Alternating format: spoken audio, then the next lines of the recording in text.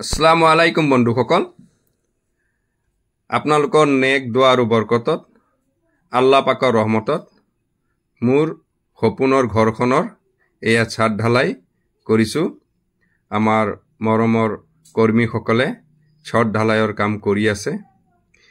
Dalmiya DSP cement ব্যৱহাৰ কৰিছোঁ।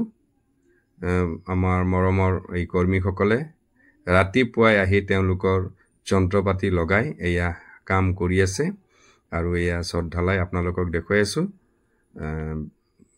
মিস্ত্ৰীসকলৰ ব্যৱস্থাপনা খুব সুন্দৰ। যেই নহওক আপোনালোকে মোৰ কাৰণে দোৱা কৰিছিল, যাৰ কাৰণে আজি এই কাম কৰিবৰ কাৰণে মই সফল হ'ব পাৰিছোঁ। যিসকল মোৰ কাৰণে দোৱা কৰিছিল বা যিসকলে মোৰ কাৰণে চাইছিল, সকলোকে মই অন্তৰৰ পৰা ধন্যবাদ জ্ঞাপন কৰিছোঁ। সকলো মানুহে যাতে আগুৱাই যাক, কোনোৱে কাকো হিংসা কৰিব নালাগে। হিংসাৰে নহয়, আচলতে হাঁহিৰে জীৱনটো গঢ় দিয়াৰ ব্যৱস্থা কৰিব লাগে। ধন্যবাদ।